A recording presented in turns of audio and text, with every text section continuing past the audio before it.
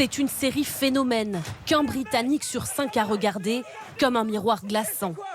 Adolescence, sortie sur Netflix il y a 2 semaines, raconte l'histoire de Jamie, un garçon de 13 ans, accusé d'avoir poignardé à mort sa camarade de classe sur fond de dérives masculinistes sur les réseaux sociaux. Qu'est-ce que t'as fait?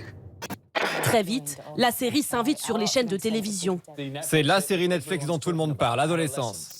La fiction qui lance le débat. On va parler de nos jeunes et de crimes, après que la série Adolescence a mis ce sujet en lumière. Mais aussi dans les conversations des cours d'école. Misogynie, influence des réseaux sociaux. Aucun doute pour ces adolescents londoniens, la fiction rejoint leur réalité.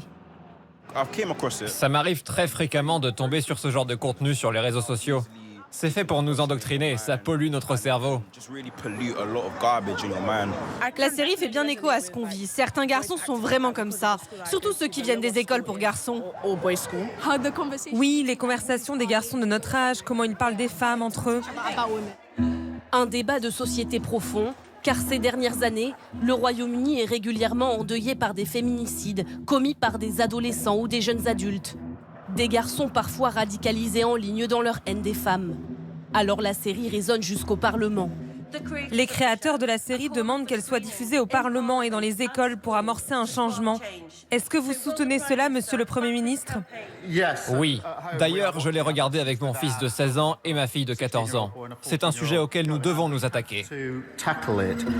Cette fiction pourrait-elle être utilisée comme arme de prévention dans les écoles? Dans ce lycée du centre de Londres, ses enseignants en sont persuadés. On pourrait en montrer des extraits, en l'intégrant à un débat plus large sur l'extrémisme, la misogynie, la sécurité en ligne. Depuis la diffusion de la série, ils tentent de trouver la meilleure façon d'en parler à leurs élèves. Ce sera leur devoir, regarder un épisode avec leurs parents, puis nous ferons un atelier de discussion. La série a imposé ce débat. Si on ne s'attaque pas au problème à l'école, si on le met sous le tapis, si nous ne pouvons pas avoir ces conversations difficiles avec les élèves ou les parents, le danger est que cette situation devienne encore plus répandue.